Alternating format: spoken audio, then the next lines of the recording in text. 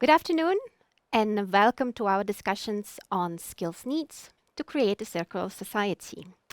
I hope you have your afternoon coffee with you and you are comfortably settled. My name is Inese Podgaiska. I'm the Secretary General of the Association of Nordic Engineers, and I will be guiding you through this discussion.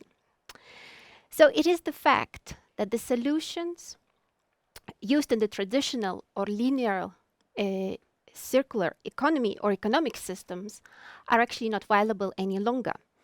And this is why much more effort is needed to move from conceptualization to the implementation of circular economy.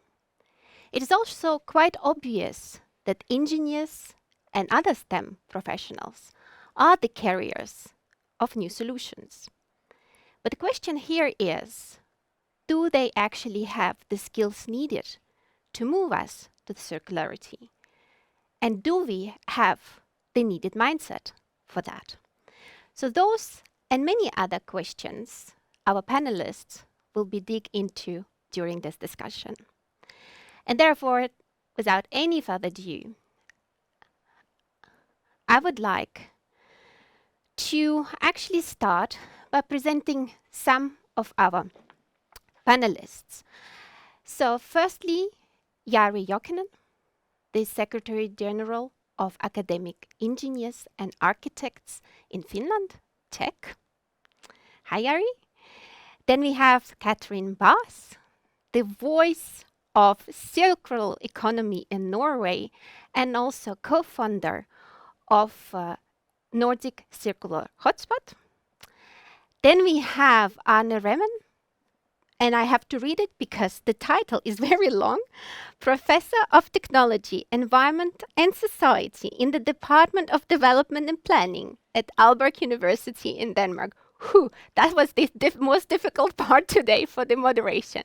And then I think we are actually waiting for Pernille Weiss, who is actually our host today, to log in.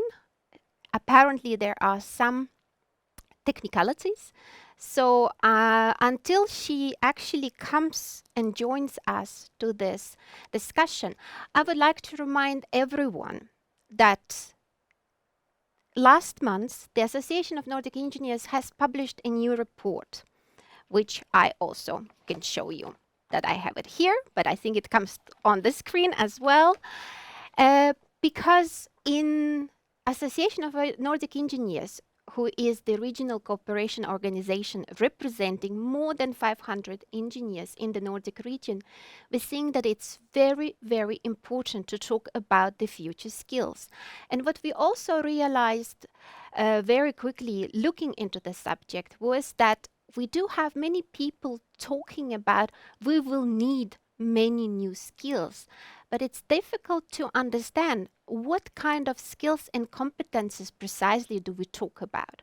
So this is why we produced this report that tries to shed light on how the situation looks like in the Nordic region on the skills. So I'm just trying to understand if Pernille is with us. Okay, so she's still signing up. So then I think so. Okay. Good. Is she with us? Sorry. Yes, perfect. Hi, Pernille. Nice to see you. Yeah. Yeah, and good to see you. Yeah. So, and just before we start to go into the dive into discussions, I would like to present our host, Pernille Weiss, who just joined us, who is the member of the European Parliament from Denmark Conservative Party, and who is very active and is very strong voice on Green Deal sustainability in the European Parliament. She is a chairwoman of the Water Group, and she is also member of the Committee on Environment and also the Committee on Industry, Energy and Research. So as I mentioned in my introduction, the transition to circular economy depends a lot on engineers and STEM professionals. But we are also realists in our association, and we know that only engineers alone will not be able to solve all problems. And this is why the multi-stakeholder approach and a dialogue is needed, a space where the voice of engineers is heard. So, dear Pernille, 2 years ago when we met, you said to me that you were actually interested in listening to engineers because you think that their views can help you shaping some of the arguments that could be helpful for your work in the European Parliament. So this is why I would like to give the floor to you, Pernille, because I'm quite sure you have many questions to our experts. The floor is yours. Thank you so much. Can you hear me? Yes, we do hear you. Thank you. Thank you so much. I had to switch from the iPad to the hybrid for some reason. I don't know why. So therefore, I stumbled into this very, very important meeting. I'm very grateful that you take this initiative, and I'm also very ready to write down notes from you all experts regarding what is needed from the European Parliament to do to not only boost the awareness of the recommendations and findings in the report that is also a part of this session here, but also to address some of the more critical issues related to skills and competences.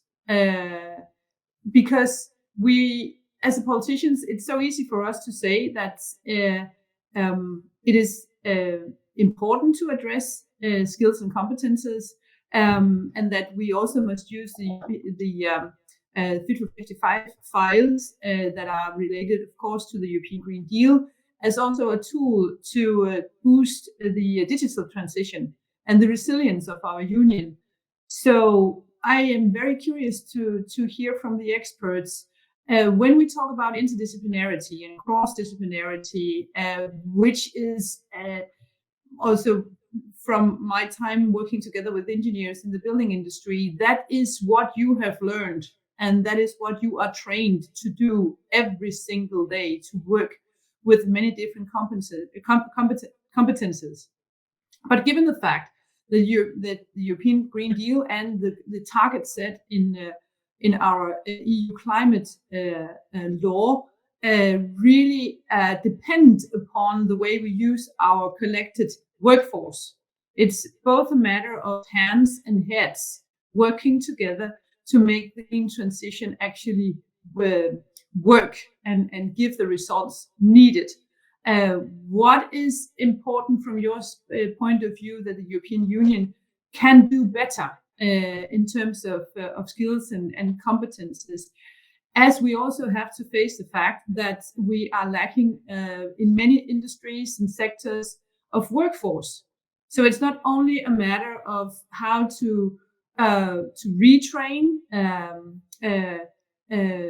workers and employees in different sectors, but also that working with the green transition needs to be done in a smarter way in order for us to really be progressive in the way we go forward. So how can we work with both the lack of workforce and also the lack of skills and competences in different sectors, while also doing the digital transformation, while also giving people who are going to move from one sector to another a realistic hope and the assurance they will not be left behind. So that's my questions. Sorry for maybe putting in a Trojan horse, this invitation to ask one question. But now you know what's on my heart. So I look forward to hear how you can both inform me on what I can do better together with my political group and my colleagues in the other political groups, but also what is needed to be done maybe in a closer collaboration between member states, university networks, ecosystems in different sectors and industries, so that we really are also doing the green transition, the digital transition, the competence transition of our union in a cost-efficient way, because time is running concerning both health resilience and climate resilience. And now I stop. Thank you so much for inviting me to join this very important day. Okay, thanks a lot, Pernille. I think I will right away give actually the word to expert just to give some first feedback on many questions that you posed. But I think there's a lot of things, cooperation, not leaving people behind, not only upskilling, but actually what do we do with providing the skills already from the beginning. So maybe Cathrine, would you mind to be the one starting and kick offing first feedback round on the questions? Thank you so much for the opportunity to participate. And also, I listen very eagerly when you state you put a Trojan horse into your question. In the Nordics, we are very lucky to be granted with very high-skilled workforces. We're also very responsible to be the region of the world which is the highest consumption in our trading economies. We are open economies, and our workforce is very vulnerable, working in SMEs, small and medium enterprises. We live within broken value chain, and we are also empowered by, we're lucky enough to have bought us out of these resource scarcity issues for maybe the last 10 years. So we have lost the competitive advantage in many ways. Still, we have huge industry fields that have run the way. We see in Norway, we have the process industry. We have GNP in the Nordic, where 12% of our GNP is mining and metals extraction. So we are truly interrelated in a very global, complex problem. For us, understanding that we're not only problem solvers, but problem lovers, this is where I invite and engage all the engineering and STEM fields to the table. And extending, it's not only STEM, but I would say STEAM, because we would put an A into this and invite arts, design, and innovation force to be applicants to evolve a transition engine. And I would say what you represent within Association of Nordic Engineers is very both magic and very powerful. Together, you engage more than 500,000 engineering minds. And imagine if you put one transition ideation into 10% of them, then we have 50,000 transition brokers through their core skills of STEM or STEAM fields. They can be transition engines from wherever they work, whatever industry where they are. But how can the unions and this engineering collaboration actually be empowering movement and movers and shakers? I love to work with engineers, but also sometimes I come from systems design, and systems design fit very well with systems engineering, right? And what we see now is actually an economy, which is a system change, where we have to extract more value with less resources, only by engineering, using existing technology, and identify new ways of trading and doing businesses. And we totally depend on the technologists and digital skill workers within this group. I really miss you, and we all invite you to come out and dance, and not being just those who require stronger requirements, but we really urge you to be part of design new thinking. And if I could put an ideal to the table, still the ideal engineer in our modern engineering world, his name is Filippo Brunicelli. He really, still the building he made, the Santa Maria del Fioro, which is still the largest brick building, brick cathedral made centuries and centuries ago. We need to think a little bit cathedral thinking, how we shall be more Brunicello. Those engineers that are cross-discipline, who are brave thinkers, who go for the courageous, because we have less than 10 years to really understand problem solving, and we have to step up and do this together, not just wait for new regulations or new financing or new change of frameworks.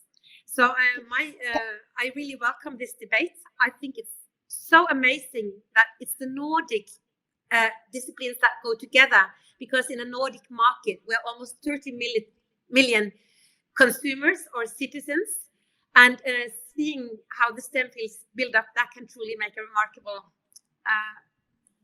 change. And I urge also to maybe set a D-Day. So one thing is it's not to me to say a closing day for our wasteful linear economy, But I would really like us together to set a D-Day for opening up, and this is how we do default design and engineering for circular economy. Cathrine, we will talk about this D-dates and recommendation and the takeaway message. Each thing has its time. We will come back to it.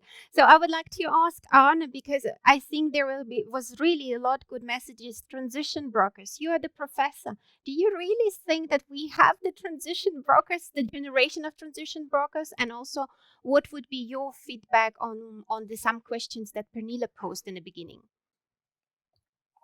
Well, yeah. First of all, I completely agree that it's very important that we have this discussion and also take it in a collaboration among the Nordic countries. And I think the report is a very good platform for this discussion. And I think I more or less agree completely with all what is in the report. I think I'm in fact, my own background is social science and psychology, but I have been at the engineering faculty for 41 years now, educating engineers, and hopefully, in the beginning it was, so you could say I have been part of this more interdisciplinary way into the engineering area, and I think it's important to one thing that could perhaps be a bit more clear in the report is this of going from skills to competences, because I think it's quite important. What we do here at Aalborg University is that we half of the time the students spend in classes, so you could say this is probably where the main part of the skill is coming in, the traditional classroom teaching. But besides, they also do every semester a student project where they choose more or less on their own within a theme. And I think this is where you get the skills inside and you develop the competences by looking into real world problems and collaborating, communicating, and all these issues together with external stakeholders, and go and analyzing and also looking into possible solutions. It could be within waste management, it could be related to improving the resource efficiency within companies and so on. So this practical dimension, I think we need to bring much more into our educational system. So that will be one point from my side. And then I think that we should also really highlight this with the system aspects, because that is perhaps the tricky. Engineers are wonderful in the sense of being very smart in developing new solutions and so on. But this understanding how the different systems are integrated and overlapping is definitely an area where we can do much better. I was just to a PhD defense, and you see that when you dig into one area, for example, in the energy system, but now what's coming up that mobility is also part of the energy system. Our building is becoming part of our energy system. So this understanding of the interconnectedness, both on the problem side, but also on the solution side, is really important part. Yeah. Okay. I'll try to be more brief than Cathrine. So Jari, it's going to be your turn now to reflect or give a short feedback from the organization that already represents the engineers in the employment. So what is your take on that?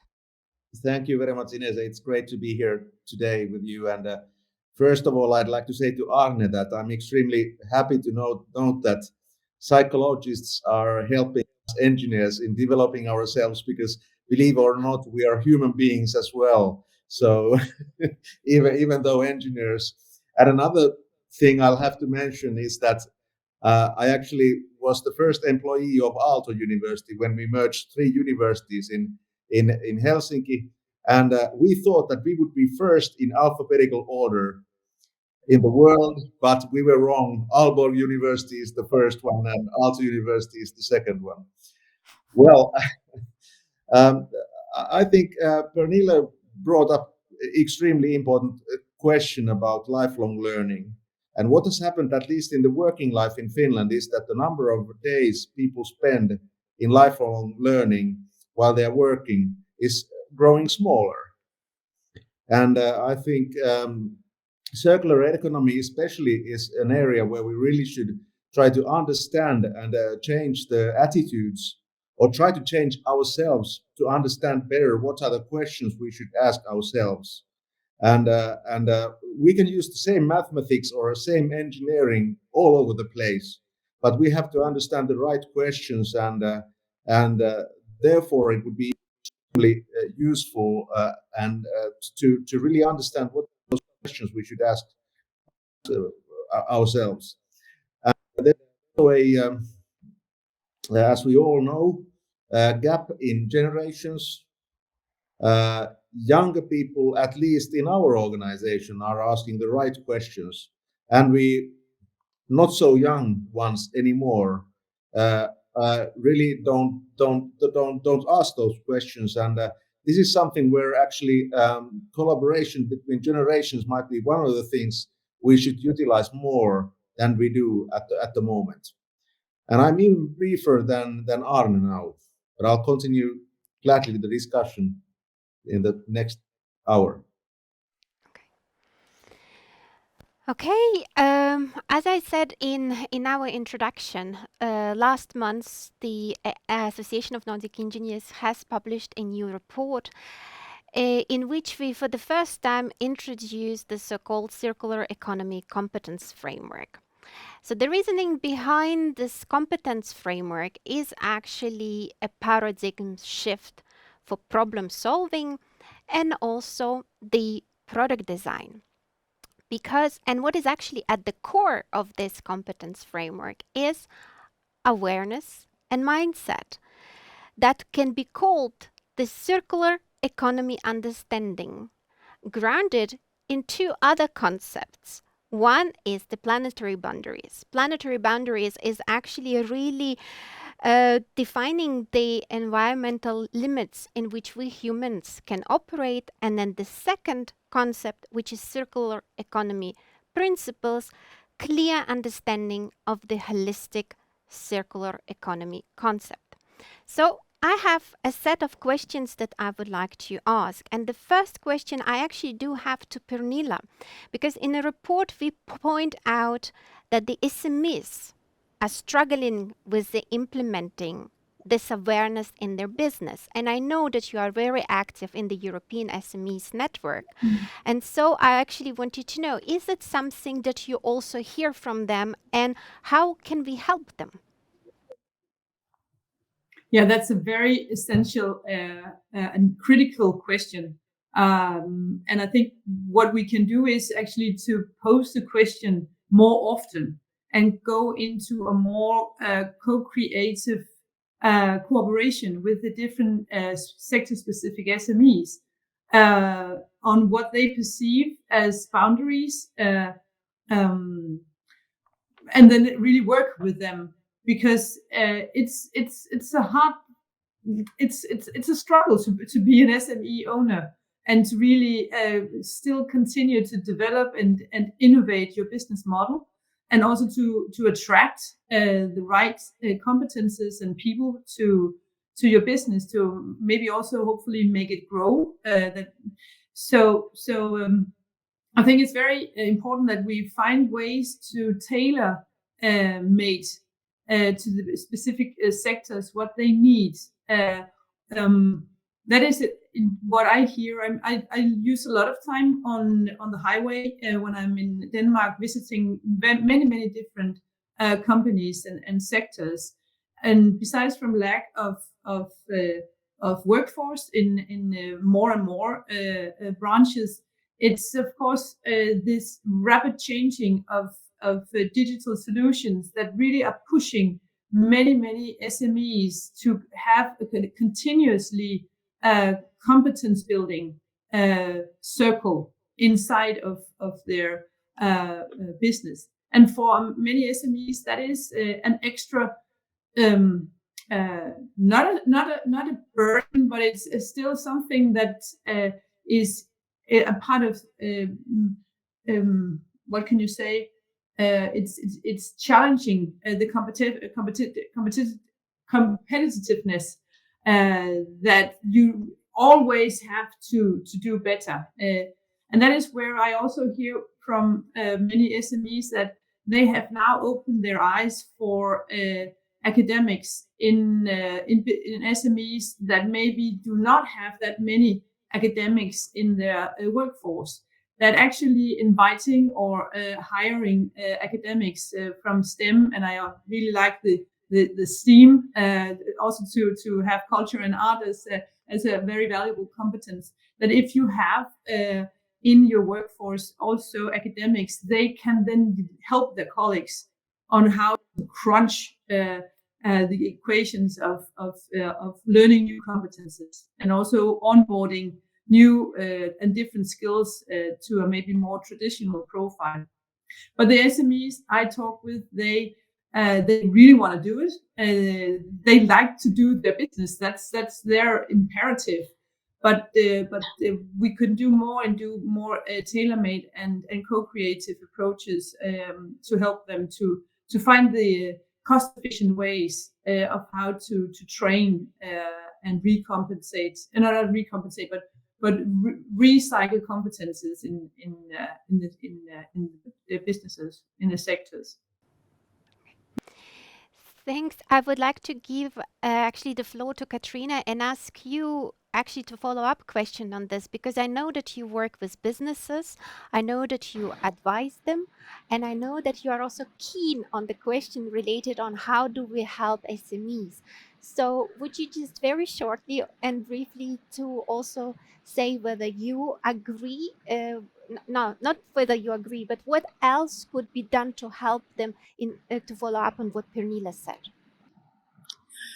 It is very lovely to listen to what Pernille is saying, and as I believe that our support systems for change, innovation, or a transition in the Nordics are pretty much parallel the same. It's interesting to see the eagerness to invest in technology, in product development, and think innovation as like you make a new thing. But when we really go into the innovation ecosystem, learning is key, educate skills is key, and I very often when we start a strategy process for change, we say to do something new, you have to learn something new. If you don't apply new knowledge and use the old knowledge, then you will just keep on repeating the past. So understanding how can we actually invest in learning, and learning is not something you do once when you are doing your academics, it's something you do continuously. So how can we apply testing, learning, and experimenting as part of development economies? Just a week ago, I was so happy to be part of a student project at DTU Skylab in Copenhagen, where students from the 5 different tech universities were showing and sharing how they would also challenge their own academic fields doing business development. So we need the young generation to be part of rethinking our skill fields, but we also need to build in learning and skill making within the existing workforce. I'm fearing that we tend to think business life and education life as 2 separate. And I would also invite you to see how can we just make this more of the same ecosystem. And to finalize, those who can benefit on this is really the SMEs of tomorrow, because we're talking about the beauty of ecosystem thinking and the actually understanding that value creation in circular economy happens in between businesses. This might be a new era for the SMEs. So we don't need all these huge corporates to drive the change, but how can we empower and energize and fuel knowledge into SMEs so they can be more, they can step up and work along together. Thanks, Jari. I actually have a question to you about how do you think the trade unions representing engineering professions, and again, actually having members that are working in SMEs, can we use this resource to make this shift happen? So what is your point of view on that? Well, I think both Pernille and Cathrine just put their fingers on the achy spot. At least in our case in Finland, well, we used to have one door that was Nokia's door, where you just could walk in and start doing R&D. But that's not the situation anymore. We have a lot of growth-driven SMEs all around the country, and to them, to quite many of them, the university door is very difficult to go in. And we should use much more energy to make sure that universities and SMEs work together. And Finland is a country of long distances, just like Sweden. That's not perhaps the case in Denmark, but at least in our countries, you really need to put quite much energy to make sure that this cooperation takes place and happens. And of course, for us, it is as a organization as we are, to tell stories, to give examples of persons who work in between or both in enterprises and in universities. We, for example, give annual prize for those developing technology in an outstanding way, and to actually showcase and give good examples on what kind of good cooperation there might be and can be in between companies and universities. And of course, then the I don't know if you have ever heard of Millennium Prize, but it's a global grant for global innovation initiators, which we also deal out together with some other organizations. But that's at least one part of the role we can play. Talking about well, human beings, people doing things, and that's, I think it's extremely important. Okay, Anna, I can see exactly you have big shoulders because we talk about cooperation between universities and SMEs. So actually, I would like just to ask you a follow-up question. So how comes that this cooperation is not in place? What are the bottlenecks? So, I, I, I don't agree in the case of our university. It is in place. We have several hundred project groups that work together with all different types, big and small enterprises every semester. So I think we have a model with problem-based learning where it's actually taking place. So yeah, I could mention a lot of cases, but I want to follow up a bit on this with the SMEs because I agree with what has been said, but I also think we have to acknowledge that the SMEs are in fact very agile in the sense of taking up new ideas. If you have the big enterprises, it can sometimes be difficult to take up. By the way, Jari, I'm sitting in the former headquarters of Nokia research and development here in Sydhavn in Copenhagen. So we are reusing the building. So it's a truly circular solution. But I, I, I think we also have a tradition on the ninth semester, just before you are writing the thesis. We have our students in internships, and this is for 3 months, and then they are writing a project also, and they also have supervisors from the university, and I think it's also very good way to get the students into working together with SMEs and big companies. So and what I also Jari mentioned this with the young people, and what I see at the moment is that there's a lot of new entrepreneurs coming up within the field of circular economy, and I think this is perhaps also a way to acknowledge that some of these are perhaps the big companies in the future. I'm so old. I remember when we called the wind turbines for hippie technologies, and people were more or less laughing of this 30, 40 years back. Now Siemens Gamesa have just made a contract for, I think, 450 megawatts wind turbine park in Finland, and there is a service contract for 35 years for these turbines. So these heavy technologies have become big solutions and a very important part of the transition to a green society.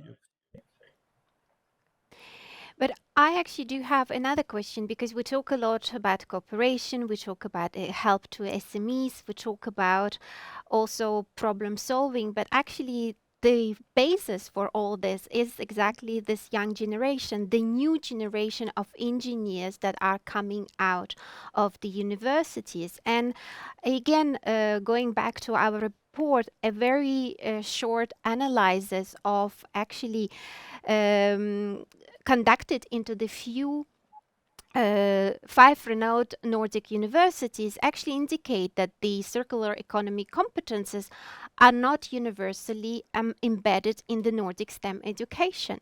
So my question is, again, to all of you is, what is needed so that this foundation of awareness and mindset is really embedded in the future? And I would like to start again with Cathrine, because I know that you also work and also help young generation as well, not only businesses.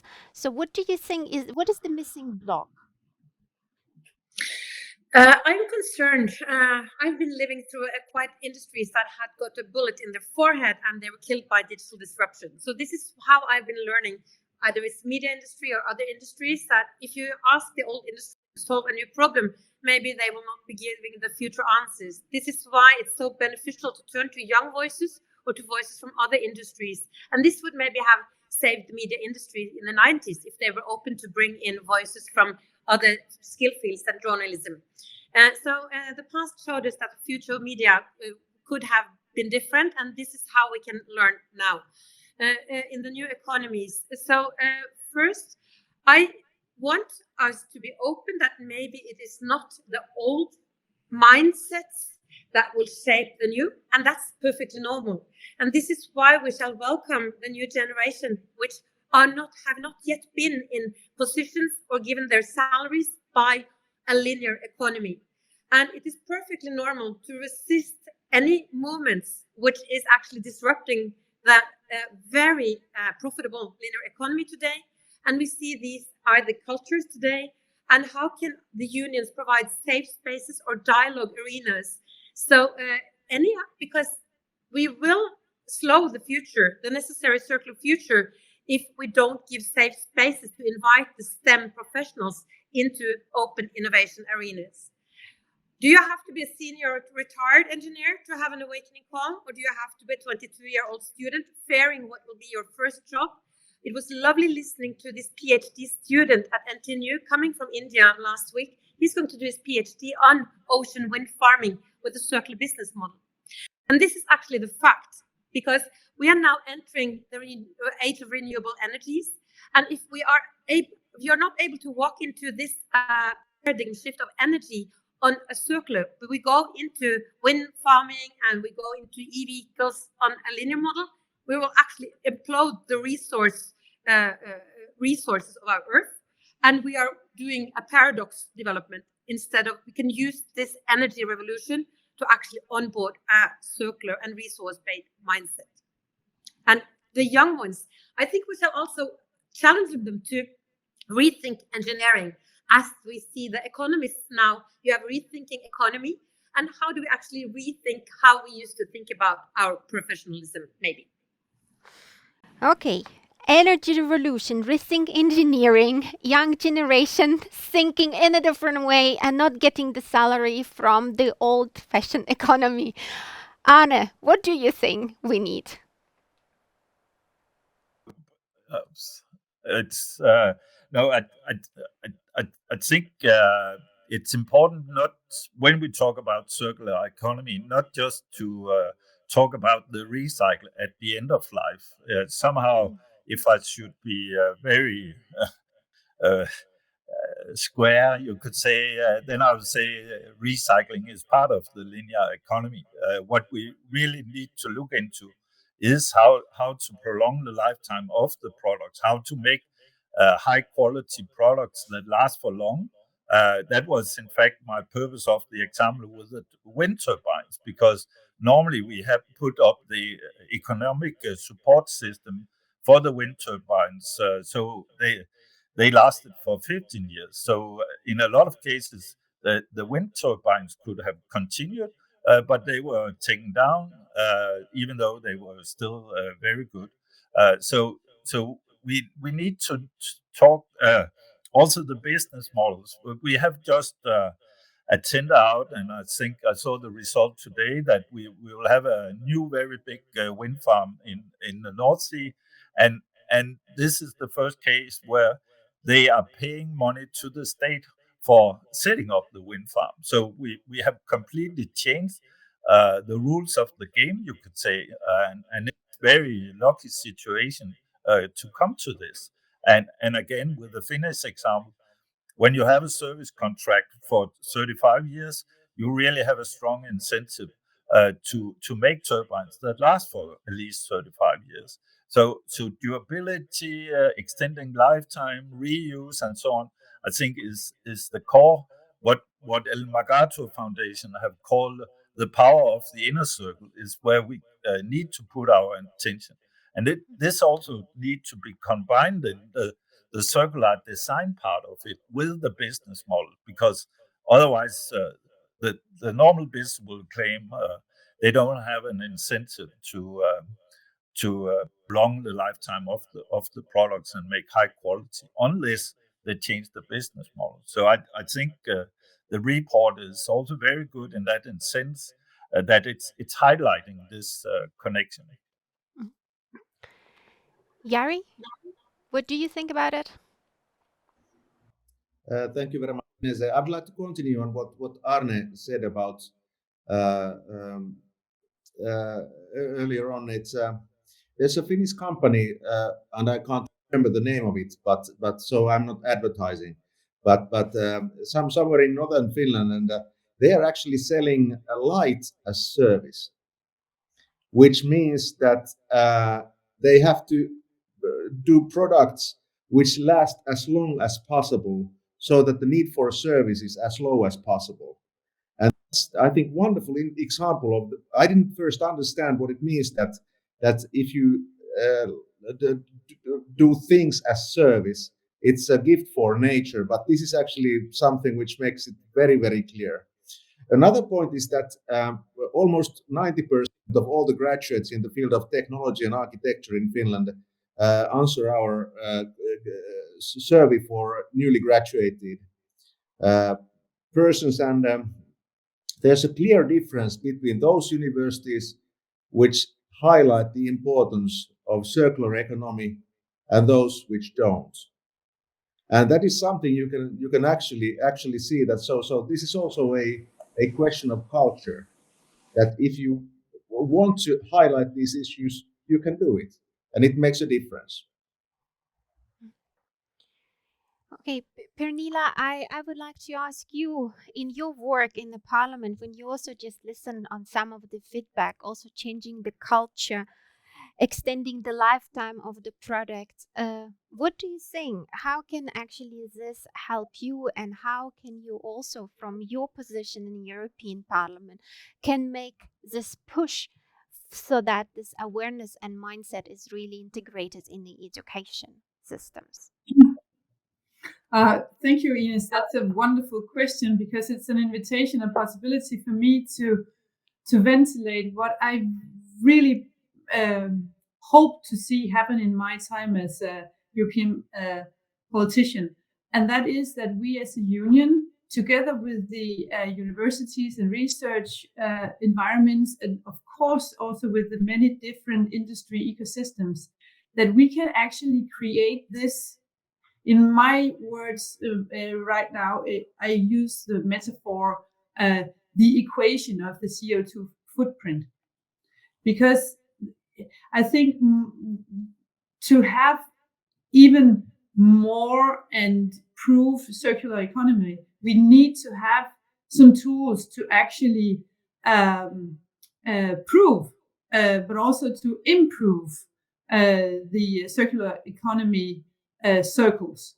There is still a lot of greenwashing going on, but also I hear from a lot of different industries and research communities that they are trying to articulate and to measure this life circle CO2 footprint of a given production type or a given product. And I think I hope to hear, I would say, isn't it, I will ask the experts, isn't it now the right time that the EU puts an effort in putting the right people, the right competences, the right SMEs together and try to co-create how can we make this CO2 footprint equation toolbox that also can work cross-sectorial? Because my idea is, of course, that this year is in the sake of the climate and the environment, but also if we can do this in the union, then that can actually be a kind of a CO2 labeling that the European businesses can use as an extra way of being uncompetitive in the international thrive and competition amongst the customers. So how can we help the European SMEs in various sectors to have this easy but also trustworthy CO2 labeling that they can use to really be more competitive in both the single market, but especially in the international market. And also that may also refer back to what Jari Jokinen said about putting the right questions forward, because STEM students and people with STEM competences, they love every day to wake up to a new and beautiful question to address.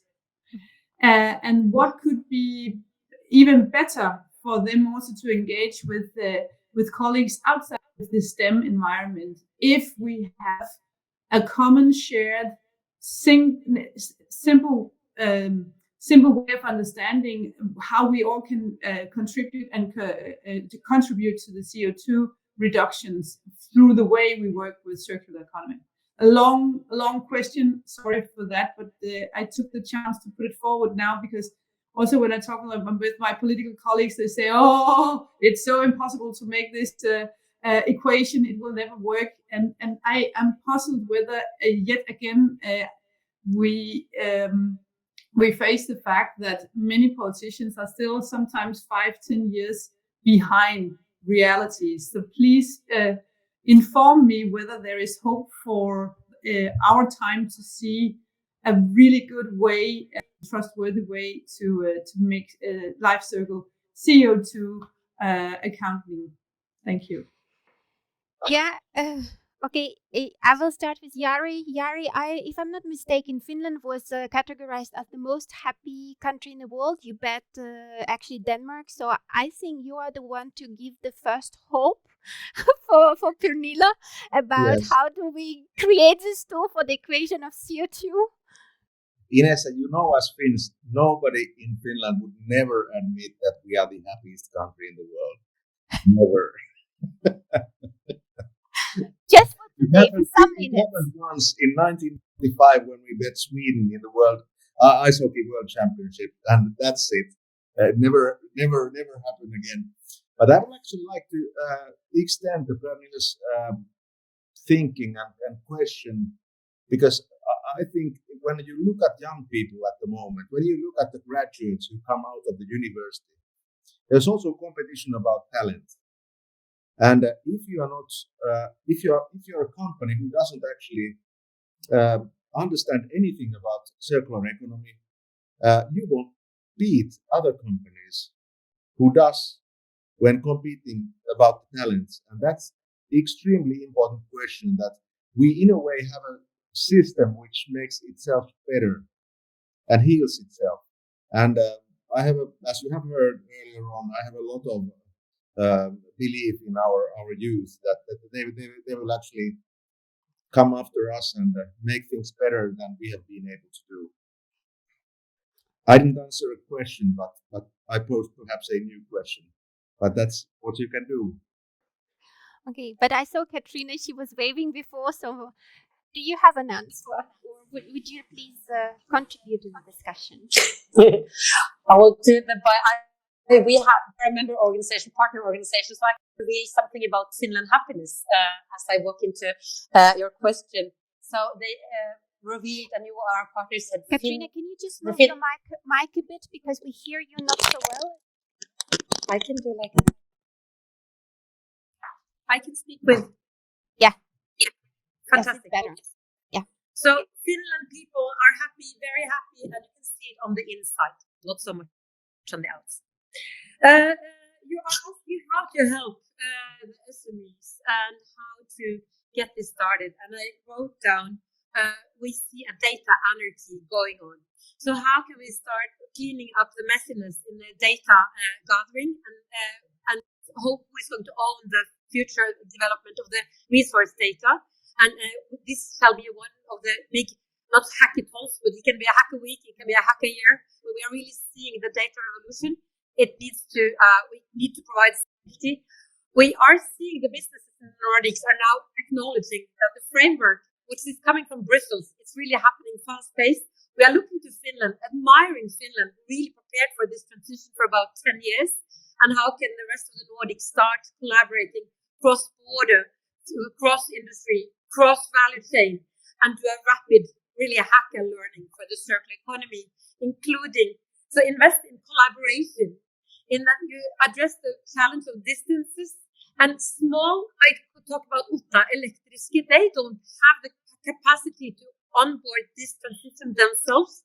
They're not part of a huge R&D project, but how can we have small, lean and mean design and innovation, test, learn and try, and see how can they be part of a material revolution, which will be totally necessary if we are to some kind of heal the resource extraction from our Mother Earth. So we need on board. And thirdly, I would introduce the third workforce. We don't have time for rich and very perfectly happy engineers to retire and then go to Spain and provide their last 30 years playing golf. This is really hurtful. Now we need senior competence. So when people finally are relieved from their old jobs, now make the coolest project where we really need the senior competence, put them together and onboard the senior workforce and make them special agents, not only the young ones, to really blend in and make hackathons for solving existing problems. Because circular economy is complicated. Nobody can solve this alone. And have a team of innovators would be lovely to see something like that. Okay. Arne, I saw your hand popping up. Yes? Just to follow up to Cathrine, that we need to combine the gray with the green people, the young and the old ones. So this is the wonderful part of being a teacher at the university, that you can do this. But I want to give some good news to Pernille Weiss in the sense what I see is that all big companies in Denmark is engaging in what this UN framework on science-based targets for climate reductions. And it means, not to be too technical, but it means in the old days, we mainly had a lot of focus on what is Scope 1 and 2. So basically the climate impact from the production, you could say. Now there are obligations to go into what is called scope 3, and it means that you go out and look into all the climate impacts in the whole value chain, both upstream and downstream. And it will, per definition, engage a lot of suppliers, and I think it will contribute to this change of mindsets. For example, Copenhagen Airport made such a climate accounting, you could say, and I had some students working together with them in the spring, and they found out that they have forgotten to take into account the procurement of goods and products. And so the students added 100,000 tons of CO2 extra on their climate task. But it also means we have interns out there now working on how to improve their procurement and so on. So I think this consciousness among the big enterprises will also influence the small ones, the SMEs, in the sense of doing climate accounting. Then it was also indicated in Pernille's question that we also need to see it on the products, and it's somehow also work that is going on, at least in Denmark, we have related to the food.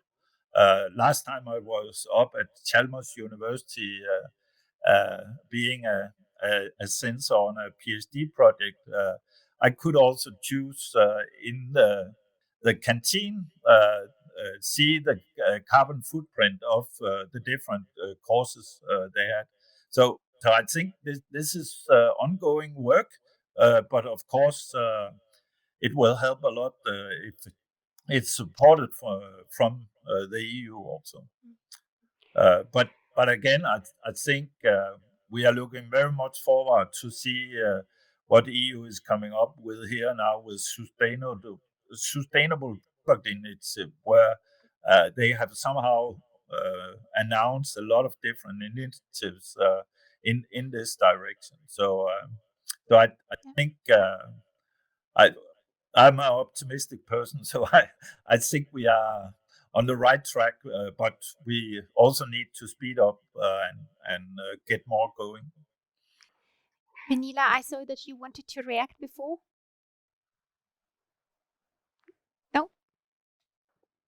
No, it's okay. I will forward you an email, Remmen, with because I really would like to talk with the researchers who is working with this here, because like we also saw with the GDPR, that when finally that regulation task hit the European Union, it was very complex to work with. And also, and now we see that the GDPR, the way we did that, is kind of one size fits all, that is making a lot of difficulties for different sectors. So I want to avoid that. The logical and the best way to do CO2 counting in a circular way is not being used to build a bottom-up approach to the way we do it in a kind of cross-sectorial, cross-national, cross-industry way to do it in Europe. Also, to not leave some industries, some typologies behind, because that is also creating a political, you could say, disturbance on this matter here, because still there are industries and also sizes of SMEs who are afraid about extra burdens to be put on them. They are not convinced yet that this here is actually something that can boost their competitiveness. So I will forward them an email to you, Arne, and then we can take it from there. The political level is not where you are with your optimistic approach. So there is hope for us, because we are still a minority, the European Parliament. Yes, Cathrine, please go ahead. I really want to emphasize what Arne is leveraging here. What do we count and what is the accounting? And when we are seeing how the accountants recently actually put together an innovative systems innovation to do accounting system for how to make sustainability and circular accounting. It's pretty revolutionary, I would say, because it was the industry themselves trying to enable their professionals to be performing and enable businesses, and especially emphasizing the SMEs. What you mentioned is Scope 3. That is a game changer because that will require, and that we could ask you, Pernille, how could we accelerate the need to have transparency regarding Scope 3 reporting? That would change, that will leave the nayers behind and open for the yayers who really want to be transparent from a value chain perspective. And thirdly, everything will need to work with the market. So what we see now, circular procurement, it is hidden. It's a foggy spot between green procurement, innovative procurement, and other kind of like innovative procurement. But circular economy is also innovation by itself. So really stepping up and investing in circular procurement, that will really change market demand, and that will actually change the way the ecosystem and the new supply chains will work accordingly together. Yeah, I can see, Arne, you would like to react as well. No, just to say I would really like to discuss this further because I completely agree that the challenges are different in different types of industries. We are also working with Aalborg Portland for the past 10 years on improving their performance and so on. And the challenge is definitely much bigger than I see within other types of industries. But we are at the moment focusing quite a lot on electronics and textiles because you have a tradition within this. We talk both about fast fashion and fast electronics because it has been the acceleration of the linear society, you could say, for so many years that it really needs a lot of change within these industries. So the challenges are different. I thought textile was a simple product, but the more I've worked with it, the more complex it gets. I had, by the way, a student up at Aalborg University, and she was working in your labs, realizing if we have more than, I think it was 3% of elastan, then it becomes nearly impossible to recycle. So it's there is a lot of knowledge we also need to gain in order to be precise of what are guidelines to the different type of industries. But I think also, Pernille, it's worth some of this with circular economy is not that difficult as I see it, because it's also about reinventing our old habits. Because we had, in my young days, there was a shoemaker on every corner nearly back in Aalborg. So we have some of these industries, and I think we see them coming back in some areas now.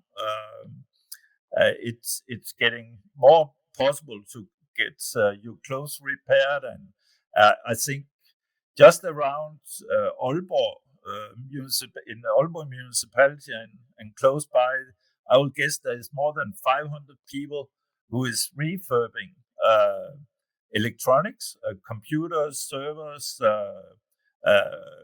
different type of electronics related to the hospitals and so on. So perhaps it's perhaps so far a bit under the radar that this type of business is actually growing.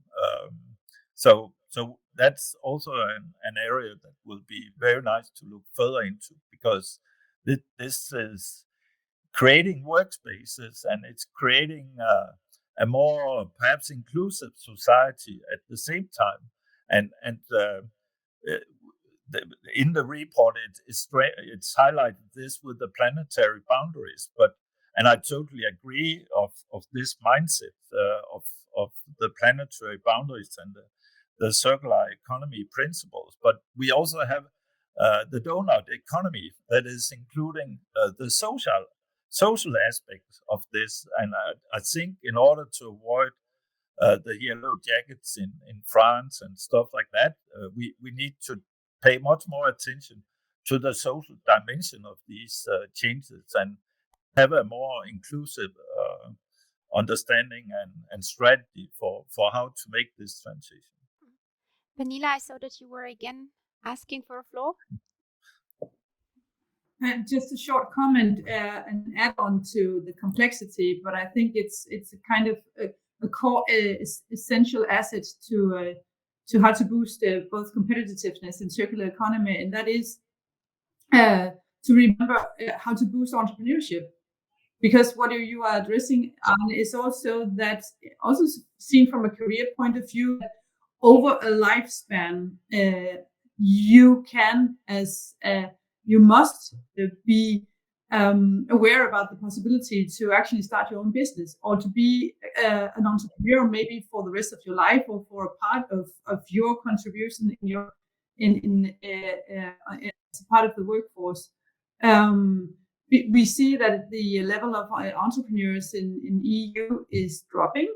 I'm currently working on a report that is going to come up with proposal on how we can have more female entrepreneurs, but it actually addresses both female and male entrepreneurships.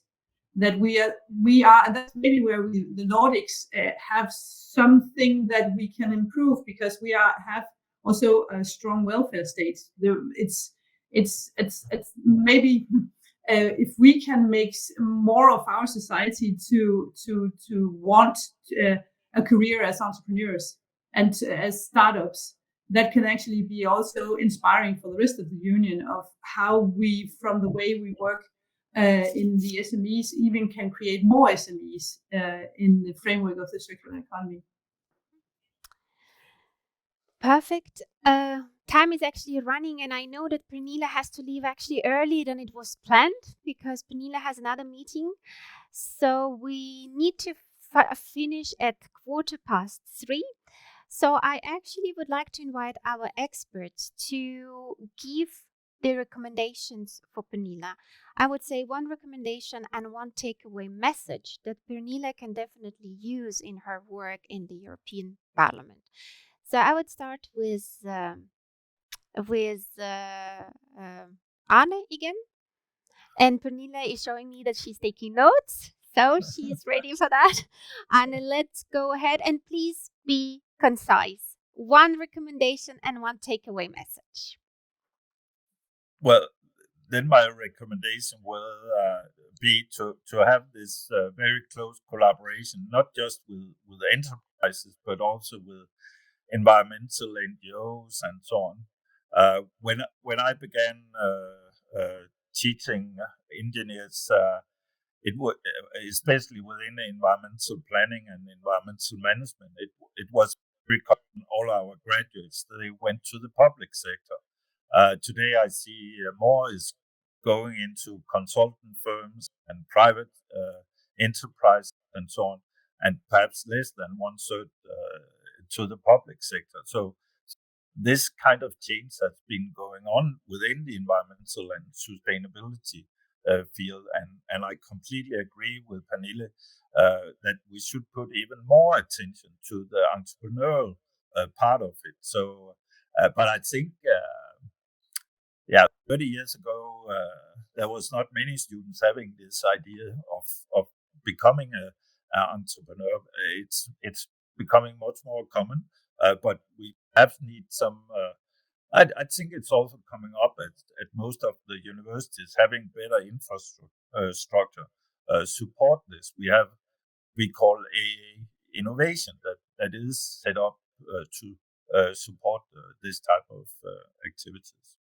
Yeah, and then the final takeaway is this, with moving from the skills to the competences, that also during the education give the students the practical experience by working together with external stakeholders and both analyzing real problems and coming up with good solutions to improve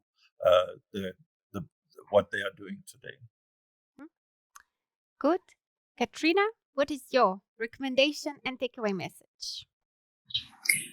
My recommendation is really to focus on evolving new circular business models and get very savvy, and we need to have them as default, not as something extraordinary. Jari really mentioned it. It is alive and kicking. It has other words, and when we look at light as a service, which is one of the most famous business models revelating shiphold lightning, we did this in the oil industry in Norway 20 years ago, solving a crisis, and it's called facility management as a new supply chain, revelating new ways of doing value creation in the former fossil industry. So we can replicate new business model innovation entering the circular economy. And this really acquires what we've been talking about today, and that brings me to the key takeaways. The need for entrepreneurship, innovation, and onboarding, cross-collaboration, not only cooperation, but cross-learning. Nobody actually did this transition before, and we need each other more together than ever. Thank you. So, Jari, the word is yours. Thank you very much, and I'd like to take the opportunity to thank you all for great discussion. You've made my afternoon really. It's getting dark here in Helsinki, but it seems to be still sunny, at least in Brussels. So, or Strasbourg perhaps, but in Brussels today.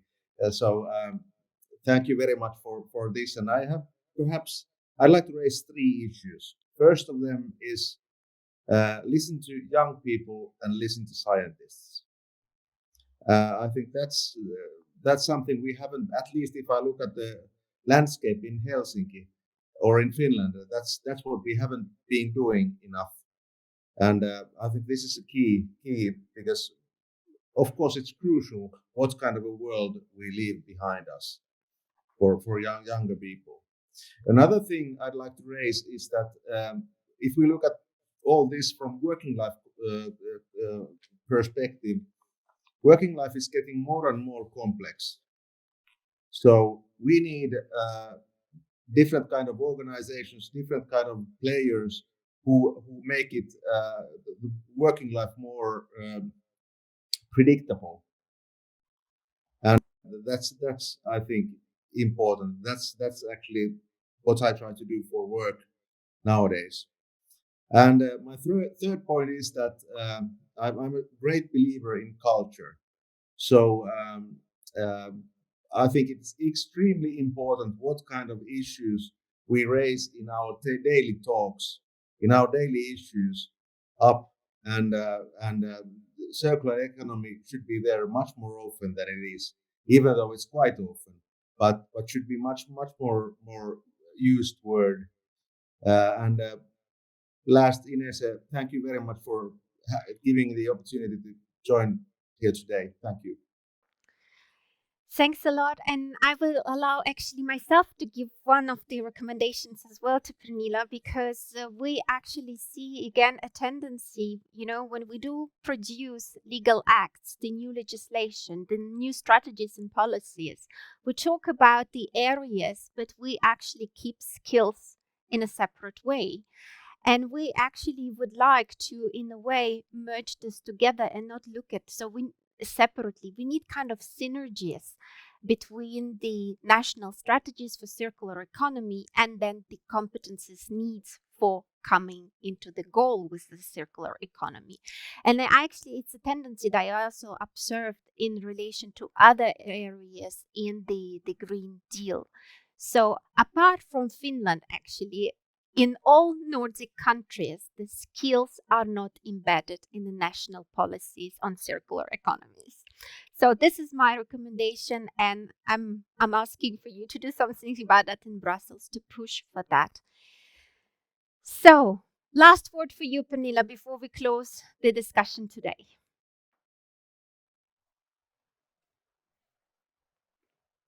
All so much. I wasn't actually aware that I was the one receiving Christmas presents before Christmas Eve, because it's very, very valuable. I know, I really mean it. It's very, very valuable and very timely, as we are right now in my group working with the Fit for 55 and the horizontal lines between the different and sometimes very different in between directives that we are revising. and where skills and competences and cross-sectorial interdisciplinarity, etc., is something that we really want to understand how to fertilize, but also to protect, so that we really make with the Fit for 55 and the European Green Deal our EU economy, the way that our societies on member states level and also in the union co-create with each other, and protect also the European values of freedom and democracy and a high level of social and health security. So it's very, very timely, and I feel almost spoiled by all the good advices that you come up with. I would not mention one specifically, but I will allow me to address the one on generation. It was you that said that in the beginning, Jari, that it's very important to work with the dialogue in between generations, and that will actually be my closing remark. That I really agree, and I also hope to see that the young generation, in the way we work with them in the STEM field and in the circular economy, that they feel it, that they perceive themselves as acknowledged, and that we are a generation of old timers that really want to make things better, but also that we don't push a too big of a burden on their shoulders, that they should be the ones with all the creative solutions, because they do not. We do also. We have colleagues of plus 65 who has the view of the experience and also the courage to address what also you were mentioning, Jari, on culture. I mean, if we do not dare to talk about how we create our life and how we, as a community, also on a cultural level, then we will fail again when we give the next generation the task to go forward alone without us. So thank you all so much, and also thank you, Inese, for being a wonderful host and allowing us to elaborate and really have a fruitful talk and opportunity to listen to each other. I will now send an email to you, Arne, and I hope to see both Cathrine and Jari and you again, and Inese at another occasion next year. Merry Christmas soon, and a Happy New Year to all of you. Thank you, Pernille. Thank you, everyone, Jari, Arne, and Katrina, and everybody who looked and watched this webinar. It's a pleasure for me to know that engineers are the transition brokers. Engineers are also the ones that can create mingling between the generation. And at the last, they are also Santa Claus that brings the gifts before the Christmas. And with that last word, I would like to say you thank you and goodbye for now.